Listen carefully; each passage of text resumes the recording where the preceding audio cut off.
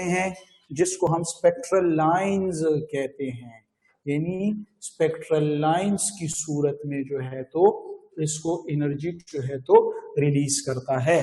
तो क्वेश्चन ये हुआ कि when electron de excite from the higher shell to the lower shell, energy will be release in the form of spectral lines. अभी question ये है कि ये स्पेक्ट्रल लाइन के फॉर्म में जो स्पेक्ट्रल लाइन रिलीज हुआ है इसकी आपने फाइंड करनी है। इस स्पेक्ट्रल लाइन की आपने फाइंड करनी है।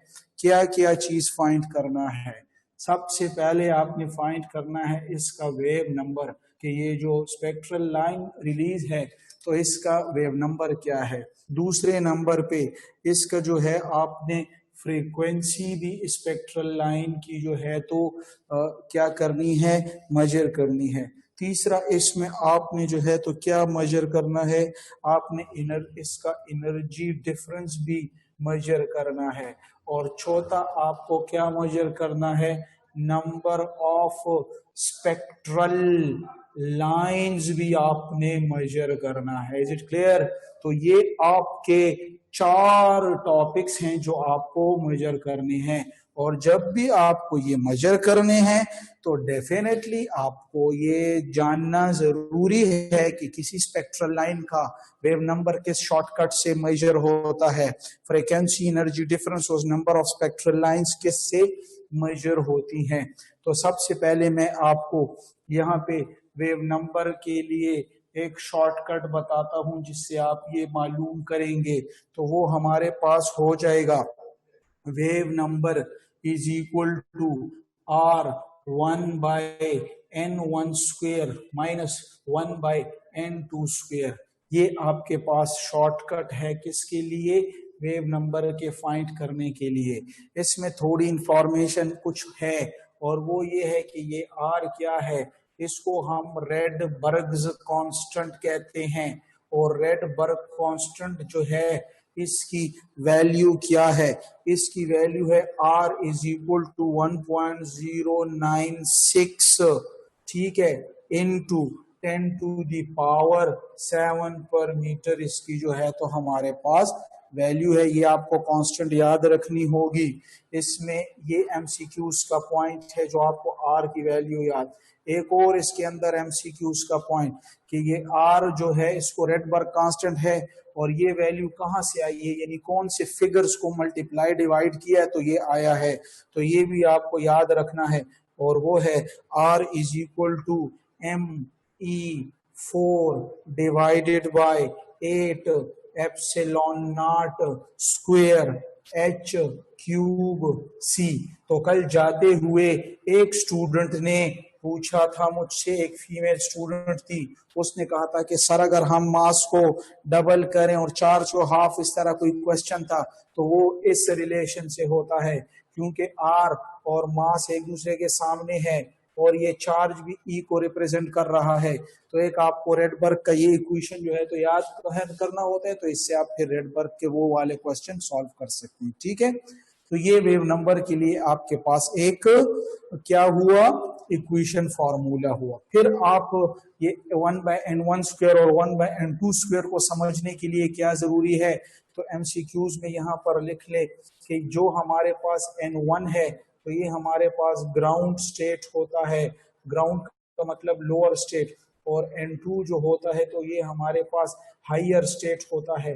यानी लेट सपोज मैं अगर आपको कहूं कि थर्ड शेल से जो है इलेक्ट्रॉन जो है तो सेकंड शेल में जो है तो गिरा है, तो इसका वेव नंबर मुझे मालूम करो कितना होगा। तो देखें खुद आपको नजर आ रहा है ये थर्ड है और ये 2 है। तो N1 में आप 2 स्क्वायर लेंगे और N2 में आप 3 का स्क्वायर। तो इसके एलसीएम से जो भी आएगा तो रेडबर्ग कांस्टेंट से मल्टीप्लाई करें तो आपके पास वेव नंबर फाइंड हो जाएगा। तो ये जनाब स्पेक्ट्रल लाइन के वेव नंबर के साथ रिलेटेड शॉर्टकट और उसके कुछ इंपॉर्टेंट पॉइंट्स मैंने आपसे डिस्कस किए। लेकिन दूसरी तरफ अगर आप देखें, आपको फ्रीक्वेंसी अगर इसी स्पेक्ट्रल लाइन की फाइंड करनी है तो उसके लिए जो हमारे पास शॉर्टकट है वो शॉर्टकट हमारे पास क्या होगा, वो शॉर्टकट होगा फ्रीक्वेंसी यानी nu is equal to K 1/N n1 square minus 1 by n2 square, यानी वही फॉर्मूला है, लेकिन यहाँ पर इस मर्तबा कांस्टेंट जो है तो k है। तो फिर डेफिनेटली इसमें तो आप n1 और n2 की कहानी पे तो आप समझ गए कि n1 ग्राउंड स्टेट यानी नीचे वाला शेल जो भी होगा और हायर शेल n2 होता है। तो फिर समझना पड़ेगा कि ये क्या जो है k जो है, तो मैंने कहा क्या k जो है, तो ये k जो है तो k क्या है, k क्या है, ये आपकी बुक में फ्रीक्वेंसी का इक्वेशन लिखा है, लेकिन k की जगह उसका इस तरह फॉर्म लिखा हुआ है, उसकी वैल्यू नहीं लिखी, लेकिन आपको उसकी वैल्यू जानना पड़ेगी। बुक में नहीं है लेकिन लिख लें, 3.29 इंटू 10 टू द पावर 15 जो है तो इसकी वैल्यू है, और इसको मल्टीप्लाई करें बाकी जो भी आपको शेल दिया हो कि तीसरे पांचवे से चौथे में गिर रहा है, छठे से दूसरे, जो भी होगा वो आपको 1/1 n1 और -1/2 में पुट करना है, और बाकी आपके साथ फ्रीक्वेंसी मालूम हो जाएगी। प्रैक्टिस बुक्स में जितने भी क्वेश्चन है बस आप इसको निकालते जाए, मैंने आपको शॉर्टकट्स दे रहा हूं। इस तरह एनर्जी डिफरेंस जो होगा, क्योंकि असल में 20 सितंबर को लेट से अगर आपका टेस्ट हो और हम यहाँ पे भी हमें जरा मामूली थोड़ा सा तेज काम करना होगा कि मैं आपको मैक्सिमम नॉलेज हम यहाँ पे एक दूसरे के साथ शेयर कर सकें, और आपको आपका एक टास्क ही एक आपको प्रैक्टिस करनी है बस, ठीक है, क्वेश्चंस पे प्रैक्टिस निकालनी है। तो एनर्जी डिफरेंस अगर होगा तो ये होगा delta E is equal to फिर K 1/n1 square minus 1/2 square. तो ये स्पेक्ट्रल लाइंस की जो है तो इसके लिए एनर्जी डिफरेंस का है। अभी इसके लिए जो ये के है, तो के मेरे पास के की जो वैल्यू है वो हमारे पास है 2.18 इंटू 10 टू द पावर -18। ये आपको याद रखना है, ठीक है। तो स्पेक्ट्रल लाइन जो निकले उसके वेव नंबर, फ्रीक्वेंसी और एनर्जी डिफरेंस को आपके पास शॉर्टकट्स आ चुके हैं। फाइनल आपके पास यहाँ पे है कि नंबर ऑफ स्पेक्ट्रल लाइंस कैसे मालूम करने हैं। तो इनमें दो शॉर्टकट्स में आपको पढ़ाऊंगा। इनमें हमारे पास दो शॉर्टकट्स हैं। स्पेक्ट्रल लाइन के लिए हमारे पास दो शॉर्टकट्स हैं, और वो दो शॉर्टकट्स कैसे हैं। लेट सपोज यहाँ पे मैं लिख लूंगा केस नंबर 1, यहाँ पे मैं लिख लूंगा केस नंबर 2। दोनों केसों को खूब गौर से सुने। लेट सपोज पहले केस में मैं क्या कहता हूं, पहले केस के लिए कौन सा शॉर्टकट होगा और दूसरे केस के लिए कौन सा शॉर्टकट होगा। तो दोनों केसेस को पहले आपको समझना जरूरी है। लेट सपोज मैं आपको कह रहा हूं कि इलेक्ट्रॉन जो है, तो लेट से मैं यहाँ पे एक एटम बना रहा हूं। ये देखें, आप यहाँ पे देखते जाएं इस कॉर्नर में, ये इसका पहला शेल, ये दूसरा, ये तीसरा और ये चौथा। और इलेक्ट्रॉन जो है तो ये चौथे शेल में मौजूद है। वो नीचे जंप लगा रहा है। जब वो नीचे जंप लगा रहा है तो नीचे तो कौन से शेल में जाएगा, n3 भी है, n2 भी है, n1 भी है। वो मुझे नहीं कहा, लेकिन मुझे इतना कहा है कि एक इलेक्ट्रॉन चौथे शेल से ग्राउंड स्टेट में चला गया है, तो इसके नंबर ऑफ स्पेक्ट्रल लाइन कितने होंगे। तो उसके लिए जो शॉर्टकट होगा वो होगा number of spectral lines is equal to n -1 divide by 2। तो बिल्कुल आपको पता चल गया, इज इक्वल टू n जो है तो ये हमारे पास जो है तो हायर शेल है, तो ये हमारे पास हुआ 4, फिर n4 -1/2, तो इससे आ गया ये 4 से 1 गया 3/2, तो 4 की ये 12 डिवाइडेड बाय 2, तो ये आपके पास आ गए हैं 6 स्पेक्ट्रल लाइंस। इसका मतलब है जब इलेक्ट्रॉन हायर शेल चौथे से ग्राउंड स्टेट में जाता है तो वो 3, 2, 1 जो भी हो, तो इनसे जो number of total spectral lines होंगी वो 6 होंगी। लेकिन दूसरे साइड पर क्वेश्चन जो है तो वो किस तरह पूछ रहे हैं, उसमें क्वेश्चन कुछ इस अंदाज का है कि आपको खुद ही पता चल जाएगा। और वो क्वेश्चन कुछ इस तरह है कि आपको कहा होगा, आपको क्वेश्चन कहा होगा कि कहां से कहां जंप लग रहा है। यानी लेट सपोज मैं अगर आपसे क्वेश्चन करूं कि मिसाल के तौर पर इलेक्ट्रॉन जो है यहां पर है, यहाँ पे है, यहाँ पे ये जो है ये 1 है, ये 2 है, ये 3 है और ये चौथा शेल है। और मैं कह रहा हूं कि इलेक्ट्रॉन इस चौथे शेल में है और वो सेकंड शेल में आ रहा है, वो चौथे से सेकंड में आ रहा है। यहाँ पे N1 जो हुआ यानी ग्राउंड स्टेट वो दूसरे शेल में आ रहा है, ये सेकंड है और ये फोर्थ है। और N2 जो है तो वो तो हाइयर है और वो छोटा है। वही बात जो मैंने अभी इनसे पहले फार्मूले में बताया कि N1 हमेशा आप निचले वाला ग्राउंड वाला ले और N2 हमेशा हाइयर ले। तो इसके लिए आप क्या करेंगे, तो इसके लिए भी एक और फॉर्मूला, अभी दोनों में फर्क है, इनमें सिर्फ कह रहे हैं कि हाई से यानी 4 तो हाई वाले बता रहे 4 से ग्राउंड में आ रहा है, लेकिन ग्राउंड का नहीं बता रहा कि कौन सा, और स्पेक्ट्रल लाइन पूछने। लेकिन अभी इसमें कह रहे हैं कि हाई जो है तो वो चौथा है और ग्राउंड में जो जा रहे तो वो सेकंड है। तो इनके लिए नंबर ऑफ स्पेक्ट्रल लाइंस क्या होंगे, तो उसके लिए जनाब शॉर्टकट नोट करें, is equal to N2 minus N1। दोबारा देखें, N2 minus N1 plus 1 divided by 2। तो इस फॉर्मूले पे जो है तो हल होगा। तो अगर आप हल करें तो N2 क्या है 4 माइनस 2, फिर क्या है 4 माइनस 2 प्लस 1 डिवाइडेड बाई 2। तो 4 माइनस 2 ये 2, इस दूसरी जगह पे भी 4 माइनस 2 2 और प्लस 1 तो ये 3 डिवाइडेड बाई 2। तो 2 3 are 6, 6 डिवाइडेड बाई 2 तो इधर आता है 3। तो टोटल 3 स्पेक्ट्रल लाइन इसमें होंगी। तो जो इस पे समझ चुका है वो हाथ उठा दे, शाबाश। Raise your hands, raise your hands, शाबाश। ये तमाम स्टूडेंट्स को, आपको पता है ये बहुत बड़े टॉपिक को मैंने आपको एक ही बोर्ड पे जो है तो सारे शॉर्टकट्स करा दिए हैं। बाकी आपको खुद इस पे जरा एमसीक्यूज प्रैक्टिस करें। और ये स्पेक्ट्रल लाइंस खास तौर पे बहुत आ जाते हैं कि नंबर ऑफ स्पेक्ट्रल ज्यादा, तो स्टूडेंट को ये n(n-1) डिवाइडेड बाई 2 का पता होता है, लेकिन ये दूसरे से जरा वो आगाह नहीं होते। तो इसलिए जो है तो आप इस फॉर्मूलास को भी फॉलो अप करें, ठीक है। तो ये आपके पास कुछ जनरल जो है तो इंफॉर्मेशन को मैंने शेयर किया, कुछ जनरल इंफॉर्मेशन को मैंने शेयर किया। इसके बाद जब हम ये पढ़ लें तो इसमें एक और टॉपिक आ जाता है, और वो टॉपिक हमारे पास है, वो टॉपिक हमारे पास है drawbacks of Bohr's atomic model. यानी बोहर्स एटॉमिक मॉडल के ड्रॉबैक्स क्या हैं, यानी एक सिंपल टॉपिक है drawbacks of Bohr's atomic model.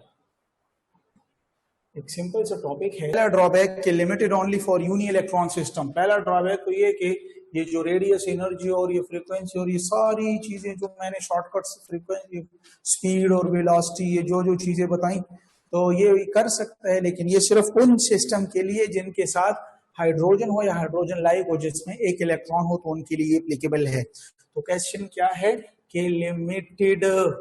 Limited only for uni electron system. जी जनाब, सिर्फ यूनी इलेक्ट्रॉन सिस्टम के लिए एप्लीकेबल है, ये इसका एक बड़ा ड्रॉबैक है। दूसरा है कि Bohr's consider electron as moving particle. Bohr's कहता है कि ये मेरे पास न्यूक्लियस है और ये एक शेल, एक पार्टिकल है, और ये पार्टिकल जो है तो ये न्यूक्लियस के इर्द गिर्द घूमता है, ये इसको कंसिडर कर रहा है, विच is against D Broglie equation. ये डी ब्रॉय इक्वेशन के खिलाफ है, क्योंकि डी ब्रॉय इक्वेशन कहता है कि ये वेव की तरह भी ये एक्ट करता है, यानी डुअल नेचर के बारे में बताता है, ठीक है। तो लिहाजा हम क्या कहते हैं कि Bohr's consider electron as moving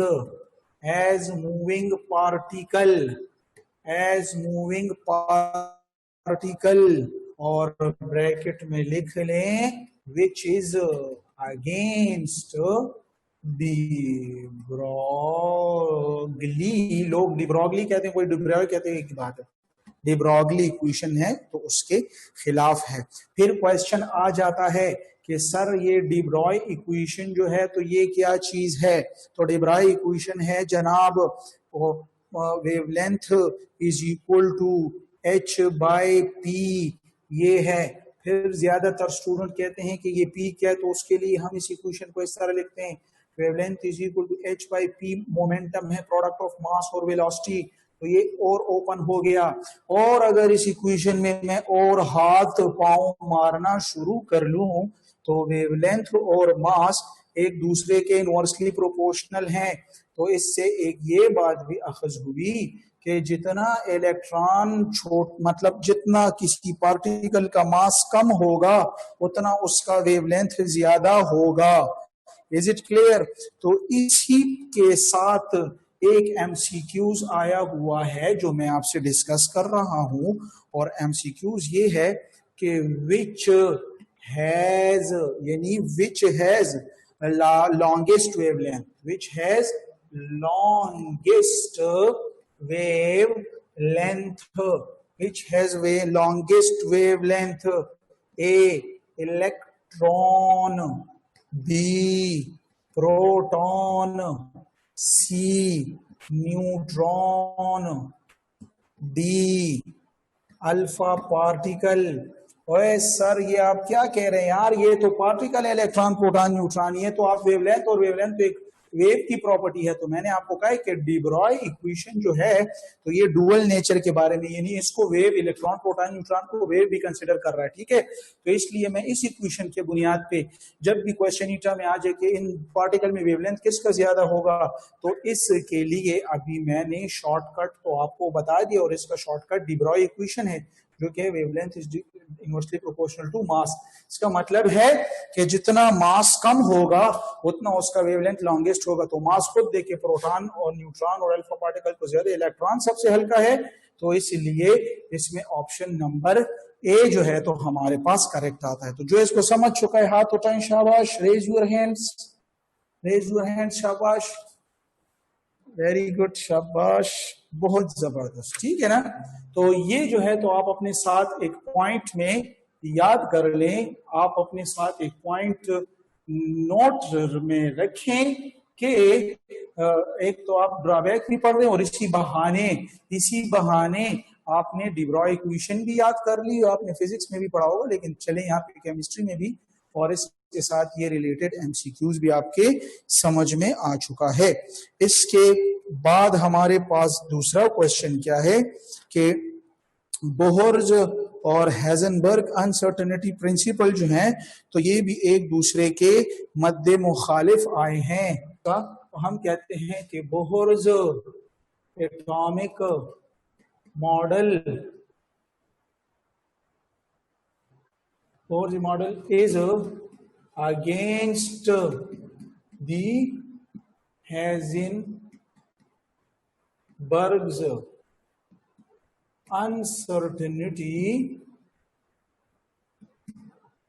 uncertainty principle। यानी बोहर एटॉमिक मॉडल जो है तो ये अगेंस्ट है हेजनबर्ग अनसर्टेनिटी प्रिंसिपल के, और हेजनबर्ग अनसर्टेनिटी प्रिंसिपल जो है तो वो हमारे पास क्या कहता है, अभी इसकी बातें भी सुन ले। हेजनबर्ग अनसर्टेनिटी प्रिंसिपल भी आपने फिजिक्स में पढ़ा होगा, लेकिन मैं आपको स्लाइड सा नॉलेज दूंगा। ये कहता है delta P dot delta X is equal to h by 4 pi, ठीक है। तो इसमें ये जो इक्वेशन इन्होंने बनाई हुई है, यानी हेजनबर्ग अनसर्टेनिटी प्रिंसिपल ने, तो ये जो हमारे पास p है तो ये मोमेंटम है, और ये चेंज नहीं है, बल्कि इसको हम कहते हैं एरर इन मोमेंटम कहते हैं, इसको एरर इन मोमेंटम कहते हैं। और इस तरह ये जो डेल्टा x जो है तो ये है एरर इन पोजीशन, ये है एरर इन पोजीशन। और हेजनबर्ग अनसर्टेनिटी प्रिंसिपल तो कहता क्या है, ये कहता है कि जब भी लेट सपोज अगर हमारे पास यहाँ पे एक एटम है, ये शेल है, यहाँ पे एक इलेक्ट्रॉन है, उस इलेक्ट्रॉन का अपना मास है और ये एक खास वेलोसिटी के साथ कर रहा है, तय कर रहा है, इस शेल में जा रहा है, तो ये हमारे पास, और यहाँ पे रेडियस है, तो इसके पास हो गई mvr, और mvr को हम कहते हैं एंगुलर मोमेंटम। क्या कहते हैं, एंगुलर मोमेंटम। तो एम वी नॉर्मल जो है तो जब सर्कल में होते हैं तो उसका angular momentum, electron angular momentum जो है तो कर रहे हैं, तो इलेक्ट्रॉन की अपनी एंगुलर मोमेंटम है। तो कह रहे हैं कि इसकी एंगुलर मोमेंटम अगर आप मालूम करोगे, अगर आप इसकी एंगुलर मोमेंटम मालूम करोगे तो फिर ये जिस जगह पे मौजूद है तो इस जगह को पोजीशन कहते हैं और इस पोजीशन को एक्स से जाहिर करते हैं। तो ये कह रहे हैं कि अगर मोमेंटम जो अगर आपने मालूम कर लिया तो इसका पोजीशन जो है तो वो आपके साथ अनसर्टन होगा, यानी इसकी जो पोजीशन है तो वो एग्जैक्ट मालूम नहीं होगी। तो इसी के साथ इन्होंने इस इक्वेशन को कुछ इस तरह किया है और एमसीक्यूज भी आया है। वो एमसीक्यूज ये है कि if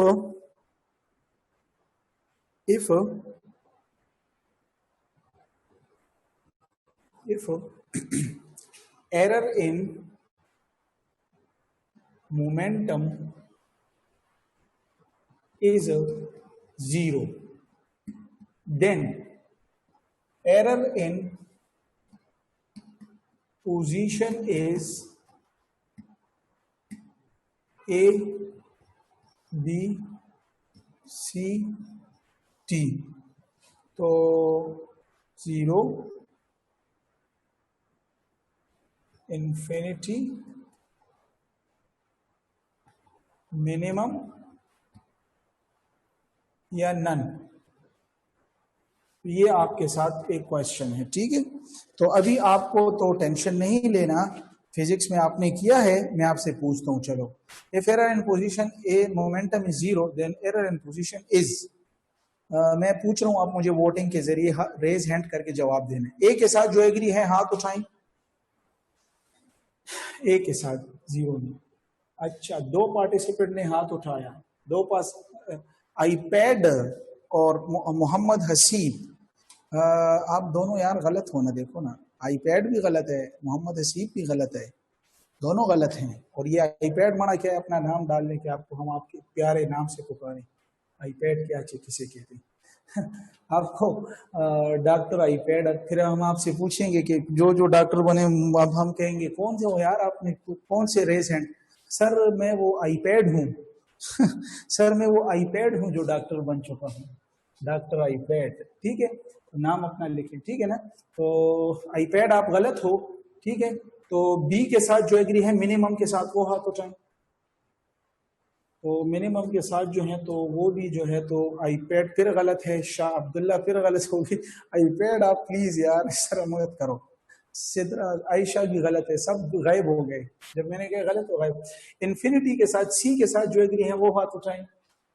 very good, very good. और ये जो जिसने हाथ उठाए है मुझे अपने वो रिपीटर स्टूडेंट्स लग रहे हैं, ये देखो ना, इफा कलसूम, ये हुस्ना, ये देखो, ये सारे रिपीटर्स हैं, बड़े खिलाड़ी लोग हैं यार, बहुत तेज बंदे हैं, इनके साथ मुकाबला है जनाब। ये जो जिन्होंने हाथ उठाए हैं ना, खतरनाक लोगों से आपका मुकाबला है ईटा में, ठीक है, बच के रहना, इनसे हम भी डरते हैं तो if error in momentum is 0 then error in position is infinity. बिल्कुल जनाब, सी ऑप्शन जो है तो ठीक है। खैर है, ये तो समझ रहे थे, लेकिन अभी मैं आपको समझाता हूं, और बहुत आसान समझना है इसका। पोजीशन पे है जो है तो एरर इन पोजीशन इन्फिनिटी कैसे होगा, खुद आप देख लें कि delta P formula, delta X is equal to H by 4 pi. अभी आपको क्या मालूम करना है, तो error in momentum delta X मालूम करना है, तो डेल्टा पी को यहाँ पे भी डिवाइड कर लो और डेल्टा पी को यहाँ पे भी डिवाइड कर लो, तो ये यहाँ से कैंसिल हो गए, तो डेल्टा एक्स जो हो जाएगा तो वो मेरी एरर इन पोजीशन जिसको हम कहते हैं ना, तो एच बाई 4 पाई। और एरर इन मोमेंटम तो आपको पता है डेल्टा पी, मैंने आपको 0 का है, तो जो चीज भी 0 पे डिवाइड हो जाए तो उससे जवाब इन्फिनिटी आएगा। अभी जो एग्री हैं वो हाथ उठाएं, जो नहीं समझे थे और अभी समझ चुके हैं हाथ उठाएं, शाबाश, रेज योर हैंड्स कि कैसे इन्फिनिटी आता है, ठीक है ना। ठीक है जनाब, तो ये आपको इस तरीके से जो है तो फाइंड करना है एरर के बारे में, ठीक है। तो ये आपके पास कुछ ड्रॉबैक्स में कुछ ये बातें हुई, कुछ जो है तो हेजनबर्ग अनसर्टेनिटी के बारे में हुई, और एक तीसरा एक चौथा ड्रॉबैक जो हम पढ़ते हैं, और चौथा ड्रॉबैक इसका ये है हमारे पास कि can not explain fine structure of atom. Bohr's atomic model cannot explain Bohr's atomic model cannot explain fine structure of atom। ये एटम के फाइन स्ट्रक्चर को एक्सप्लेन नहीं करता। तो एटम का फाइन स्ट्रक्चर क्या है, तो वो तो मैंने आपको बताया भी नहीं है, लेकिन चलें वो क्या होता है फाइन स्ट्रक्चर। लेट्स से ये अगर एटम है, मैंने आपको नहीं बताया फाइन स्ट्रक्चर, एक तो स्ट्रक्चर ऑफ एटम है और एक है फाइन स्ट्रक्चर ऑफ एटम। तो फाइन स्ट्रक्चर का मतलब ये कि लेट्स से अगर एक इलेक्ट्रॉन है यहाँ से नीचे गिर रहा है, तो यहाँ आपको पता है डिक्सेटेशन होगी, यहाँ से क्या रिलीज होगी, यहाँ से स्पेक्ट्रल लाइंस रिलीज होती हैं।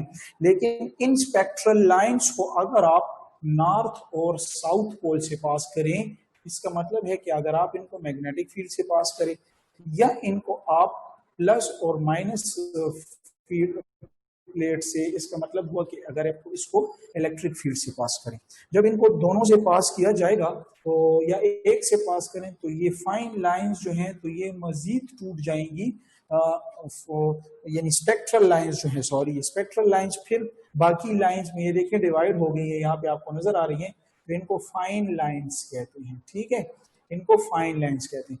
और जब मैग्नेट से पास करेंगे तो इसको हम कहते हैं ज़ीमैन इफेक्ट।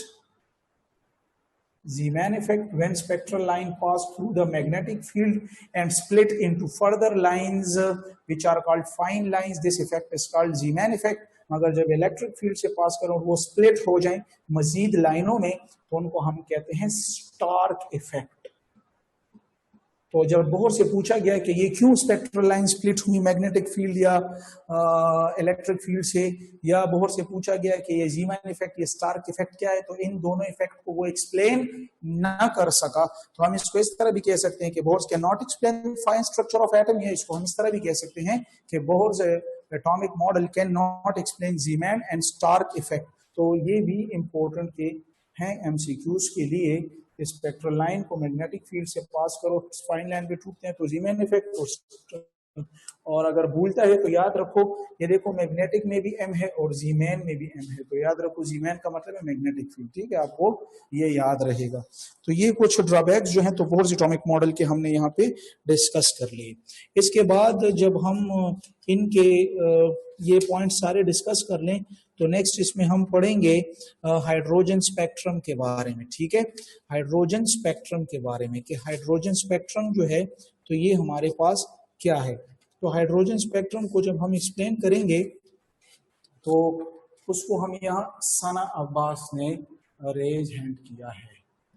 सना हाइड्रोजन स्पेक्ट्रम को जो है तो हम यहाँ पे पढ़ रहे हैं अभी हाइड्रोजन स्पेक्ट्रम को। तो हाइड्रोजन स्पेक्ट्रम की अगर हम डिस्कशन करें तो इन्होंने क्या किया, मैं आपको जर्नली एक छोटी सी बात समझाता हूँ कि इन्होंने एक बस कंटेनर लिया, मिसाल के तौर पे आप कंसिडर करें ना, अभी आप कंसेप्ट बनाने, तो यहाँ पे आपके पास जो है तो हाइड्रोजन मौजूद है। ठीक है, ये हाइड्रोजन है। अभी हाइड्रोजन में इलेक्ट्रॉन एक है, लेकिन शेल तो एटम में तो आपको पता है ना 1 2 3 4 5 6 7, यानी शेल तो 7 हो सकते हैं ना। ठीक है, और इस हाइड्रोजन एटम को जब मैंने देखा तो ये एटम नहीं था, बल्कि ये H2 की फॉर्म में था, क्योंकि हाइड्रोजन मॉलिक्यूल होता है। जब मॉलिक्यूल होता है तो इस मॉलिक्यूल से आप क्या पास करेंगे, इससे आप करंट पास करेंगे, इलेक्ट्रिसिटी जो है तो आप इससे पास करेंगे, वोल्टेज। ठीक है, कौन सी कंडीशन पर, कौन सी कंडीशन पर, लो प्रेशर पे। जब आप हाइड्रोजन मॉलिक्यूल से लो प्रेशर पर जो है तो करंट पास करेंगे तो ये क्या करेगा, ये हाइड्रोजन और हाइड्रोजन का जो बॉन्ड होगा उस बॉन्ड को ये क्या कर लेंगे, ब्रेक कर लेंगे। जब बॉन्ड को ब्रेक कर लिया तो हाइड्रोजन जो है तो क्या बन गया, एटम्स उसके बन गए, हाइड्रोजन एटम्स बन गए, जो कि मैंने यहाँ पे ये देखिए बनाया हुआ है। Is it clear. तो सबसे पहले जब भी आप हाइड्रोजन स्पेक्ट्रम पढ़ेंगे तो आप कहेंगे कि in the first case the high electric voltage pass at low pressure from the hydrogen gas in which hydrogen gas molecule bonds break into break हो गए और एटम्स जो है तो हाइड्रोजन के बन गए। फिर ये दोबारा क्या करेंगे, फिर ये कुछ एनर्जी जज़ब करेंगे और इनके इलेक्ट्रॉन जो होंगे तो वो कहाँ चले जाएंगे, वो ऊपर शेल्स में चले जाएंगे। तो फिर एटम जो होंगे, atom of hydrogen get excited हो जाते हैं। इलेक्ट्रॉन इनके ऊपर शेल्स में चले जाते हैं, क्योंकि पहले मॉलिक्यूल था तो दोनों इलेक्ट्रॉन बॉन्ड में बिजी थे, लेकिन जब बॉन्ड टूट गया तो हर एक ने अपना इलेक्ट्रॉन ले लिया, तो फिर वो हर एक इलेक्ट्रॉन उसके शेल में था जिन्होंने एनर्जी जज़ब की और वो ऊपर चले गए। और जब एक गेट एक्साइटेड स्टेट में चले जाते हैं तो इस वक्त ये हाइड्रोजन एटम क्या हो जाता है, अनस्टेबल हो जाता है। क्योंकि मैंने आपको कहा है कि एटम स्टेबल कब होता है, जब उसका इलेक्ट्रॉन लोअर शेल्स में होता है, क्योंकि लोअर शेल में एनर्जी कम होती है तो पूरा एटम स्टेबल होता है। लेकिन जब एटम एक्साइटेड स्टेट में होता है तो उस वक्त वो अनस्टेबल होता है, क्योंकि उसने एनर्जी एब्जॉर्ब की होती है, और जो सिस्टम यानी कोई एटम एनर्जी एब्जॉर्ब करते हैं तो वो अनस्टेबिलिटी की जानिब जाता है। तो हम इस तरह भी कह सकते हैं कि excited atoms are actually unstable atoms होते हैं। तो अनस्टेबल एटम अभी क्या करेगा, ये दोबारा क्या करेगा, ये दोबारा डी एक्साइट होगा, ये दोबारा डी एक्साइट होगा, और जब दोबारा डी एक्साइट होगा तो ये क्या हो जाएगा, ये स्टेबल हो जाएगा। Is it clear? तो हम कहते हैं हमने जो इलेक्ट्रिसिटी करंट पास किया, पहले बॉन्ड ब्रेक हुआ, फिर एक्साइटेशन हुई, अनस्टेबिलिटी की तरफ गया। पहले स्टेबल था H2 जब मॉलिक्यूल था, लेकिन आपने उसको अनस्टेबल किया, लेकिन एटम दोबारा अपनी कोशिश करता है कि वापस डी एक्साइटेशन कर ले और स्टेबिलिटी की तरफ आ जाए और स्टेबिलिटी की तरफ आ जाए। तो इस दौरान क्या होगा, इस दौरान एटम जब डी एक्साइट होगा तो इलेक्ट्रॉन वापस नीचे आएगा। जब वो वापस नीचे आएगा तो ये अपने आप से स्पेक्ट्रल लाइन रिलीज करेगा, जिसको हम क्या कहते हैं, जिनको हम कहते हैं स्पेक्ट्रल सीरीज। तो जो स्पेक्ट्रल सीरीज होती है हाइड्रोजन की, तो आपके पास 5 स्पेक्ट्रल सीरीज हैं, जिनको हम नेक्स्ट पेज पे पढ़ेंगे, जिसको हम कहते हैं लाइमन सीरीज, बाल्मर सीरीज और पास्चन सीरीज और ब्रैकेट सीरीज, और ये वाले सारे जो सीरीज हैं इनको हम पढ़ेंगे। ठीक है, तो इसलिए हम नेक्स्ट पेज पे आएंगे और यहाँ पे लिख लेंगे हाइड्रोजन स्पेक्ट्रम को जो है तो दोबारा हेडिंग देंगे, और यहाँ पे सबसे पहले इनकी सीरीज को लिखेंगे। तो पहला जो सीरीज है हमारे पास, वो हमारे पास है लाइमन सीरीज। ठीक है, अभी लाइमन सीरीज के लिए आपको चंद बातें जरूरी याद रखना है। बहुत आसान है लेकिन डिस्कस तो करना है, क्लास है, टॉपिक तो नहीं स्किप कर सकते, आप समझते हैं। ठीक है, तो इसलिए मैं यहाँ पे एटम बना लूंगा, ये एटम है, और साथ के साथ शेल ही बना दूंगा। 1 2 3 4 5 6 और ये 7। ठीक है, अभी मैं कह रहा हूं कि जो इलेक्ट्रॉन है तो यहाँ हायर स्टेट में है, तो जब हायर स्टेट में है तो कहाँ गिरेगा, चांसेस हैं N1 में भी गिर सकता है, मे भी चांस हो N2 में गिर जाए, मे भी चांस हो N3 में गिर जाए, मे भी चांस हो N4 में, मे भी N5 में, या मे भी N6। सारे ऑप्शन इसके साथ खुले हैं, लेकिन इसकी जो एक्चुअल जंप है वो N1 है। तो लिहाजा लेमन सीरीज के लिए मैं कहूँगा कि क्या होगा, इसके लिए एक हायर शेल होता है और एक इसके पास होता है ग्राउंड स्टेट। एक हायर स्टेट होती है और एक ग्राउंड स्टेट होती है। तो हायर स्टेट इसके लिए कौन सी थी, शाबाश, N1 में भी गिरा। अच्छा, ये इस तरह भी हो सकता है, लेकिन आप इस तरह भी कर लें, अगर आप इसको अभी हम इस पे स्पेक्ट्रल लाइन पढ़ते हैं तो इनको आप लेट से इस तरह कर लें कि लेट से ये आपके पास हुआ ये 1, ये 2, ये 3, ये 4, ये 5, ये 6, ये 7। ठीक है, अभी हायर से गिर रहा है। लेट सपोज मैं कहता हूँ कि ये हायर जो है, लेट से मैं कहता हूँ पहले में गिर रहा है तो हायर इसके लिए दूसरा हो गया। अब मैं इस कंडीशन में भी कह सकता हूँ मे बी ये हायर इससे N3 में गिरे, मे बी हायर ये N4 से गिरे, मे बी ये N5 से गिरे, मे बी N6 से गिरे, या मे बी N7 से गिरे। तो ये एक्चुअल इस तरह फिर आप समझ जाएंगे। तो हायर इसके लिए इस मर्तबा कौन हुआ और ग्राउंड इसके लिए कौन हुआ। ग्राउंड आपको पता है, ग्राउंड इसके लिए कौन सा है, 1 है, और हायर इसके लिए कौन सा होता है, शाबाश, हायर मतलब इसके लिए 2 से भी गिर सकता है, 3 से भी आ सकते हो, 4 से भी आ सकते हो, 5 से भी आ सकते हो, 6 से भी आ सकते हो और 7 से भी आ सकते हो। Is clear? तो अभी इसके लिए बहुत जरूरी पॉइंट है जो आपके लिए एमसीक्यूज में आएगा कि लेमन की जो फर्स्ट लाइन होती है तो वो कौन सी कंसिडर होती है। तो लेमन सीरीज के लिए फर्स्ट स्पेक्ट्रल लाइन कौन सी कंसिडर हो रही है, यानी इसके लिए ये N1 है ग्राउंड और ये हायर N2 होता है, ठीक है। तो इसके लिए N2 कौन सा होगा और N1 कौन सा होगा, ये ईटा में आता है। तो अभी आपको पता है ग्राउंड में तो कोई भी बहस नहीं करनी, वो तो 1 है, क्योंकि 1 में लेमन सीरीज जब आ रहा है तो 1 में ग्राउंड 1 है। लेकिन फर्स्ट तो ये देखो, ये जब यहां से यहां पे गिरा तो ये पहली लाइन इसने रिलीज की, तो इसके लिए N2 क्या होगा, 2 होगा। लेकिन अगर मैं यहाँ पे लिखूं कि सेकेंड स्पेक्ट्रल लाइन, अगर मैं लिखूं कि लेमन की सेकेंड स्पेक्ट्रल लाइन जो है तो वो कौन सी होगी, तो उसी तरह आप बगैर किसी सोचे समझे N1 में 1 डाल लें, लेकिन N2 इस वक्त क्या होगा, स्पेक्ट्रल लाइन सेकंड ये है तो ये तो तीसरा है, तो इसका मतलब है कि तीसरे से जब पहले में गिरता है तो ये सेकंड स्पेक्ट्रल लाइन, फिर चौथे से थर्ड, फिर पांचवें से फोर्थ और फिर फिफ्थ और सिक्स, तो इस तरह ये स्पेक्ट्रल लाइंस हैं लेमन सीरीज की, ठीक है ना। और ये ग्राउंड भी इसमें पॉइंट याद रखना है आपको, और एन हायर का ये पॉइंट भी आपको याद रखना है। इस तरह जब आप ये पॉइंट याद कर लें, ये पॉइंट जब याद कर लें तो इसमें एक और पॉइंट आ सकता है कि हमने जब लेमन की इन स्पेक्ट्रल लाइंस की वेवलेंथ को स्टडी किया, फर्स्ट स्पेक्ट्रल लाइन हो या सेकंड हो या थर्ड हो, जो भी हो, हमने जब लेमन की इन स्पेक्ट्रल लाइन को स्टडी किया तो इसकी जो रेंज थी यानी वेवलेंथ जो था तो वो किसकी तरह था, वो यूवी अल्ट्रा वायलेट की तरह था, ठीक है।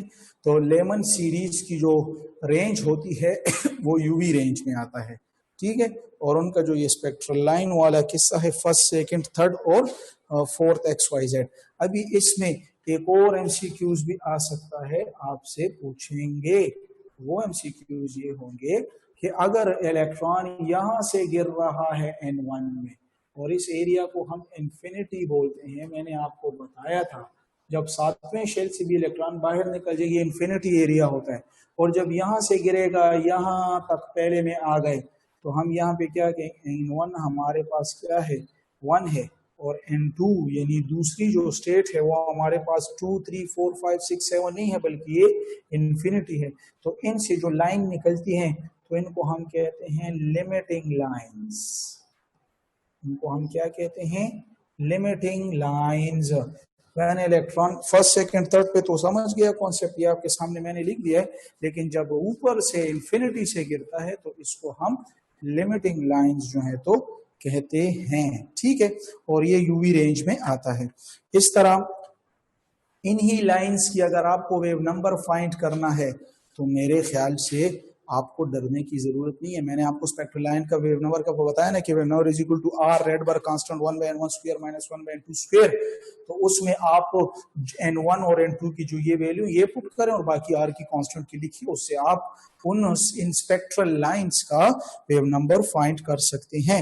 इस तरह हमारे पास नेक्स्ट जो आएंगे, नेक्स्ट जो हमारे पास आएगी तो वो हमारे पास कौन सी है, बाल्मर सीरीज।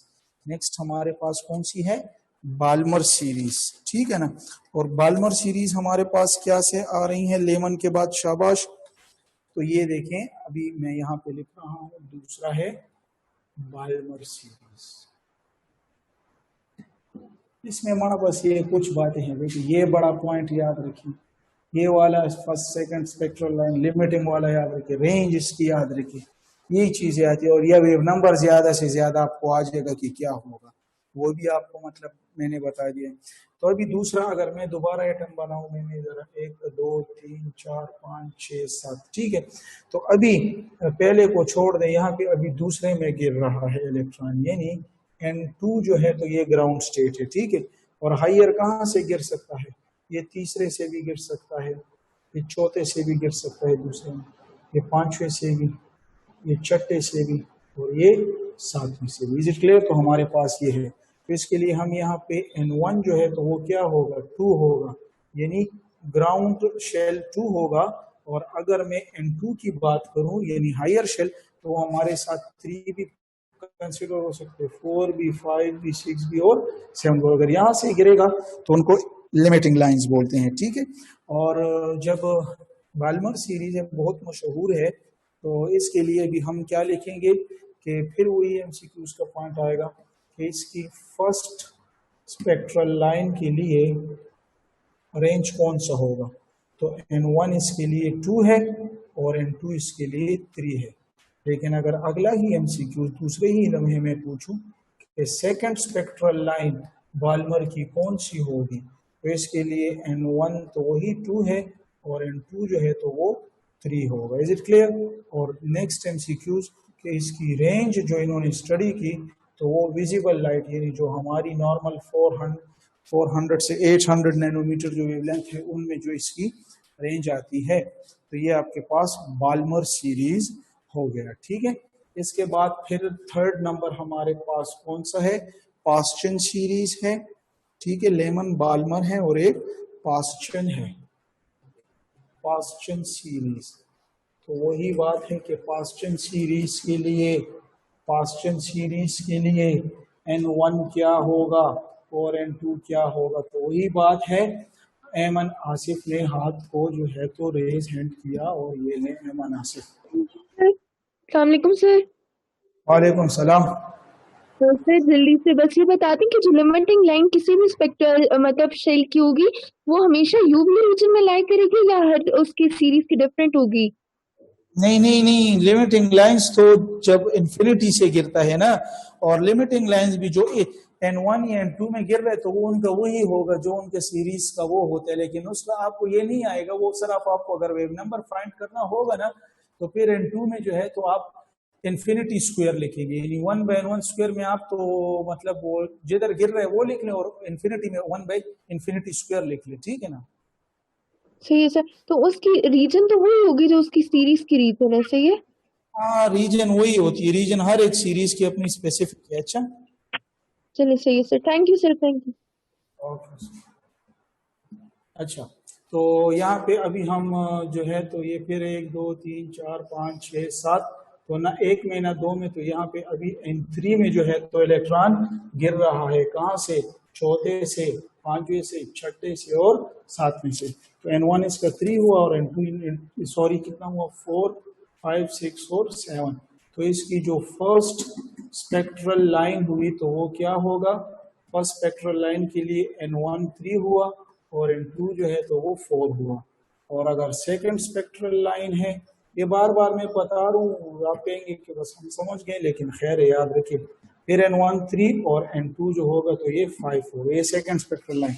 और इसकी रेंज जो है तो ये IR में आते हैं, IR में फिर हमारे पास ये नियर IR में जो है तो इसकी रेंज आएगी। तो ये पास्चन सीरीज है।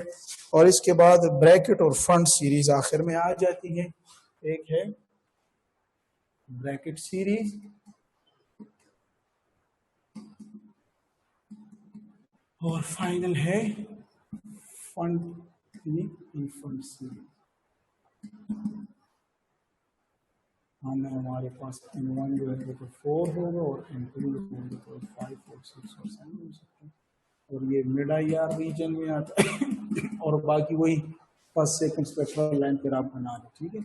इसमें N1 जो है तो ये 5 और N2 जो है तो हमारे पास 6 और 7 है और ये हमारे पास फार IR में आएगा, ठीक है। तो ये आपके पास जो है तो हाइड्रोजन का स्पेक्ट्रम डिस्कस किया और कल इंशाल्लाह इसके हम डिस्कस करेंगे लास्ट में जो वो होंगे, क्या नाम है, स्पेक्ट्रम में फिर आगे हम जो स्पेक्ट्रम कंटिन्यूस स्पेक्ट्रम और लाइन स्पेक्ट्रम और इन चीज़ों को। Okay, thank you very much, खुदा हाफिज़।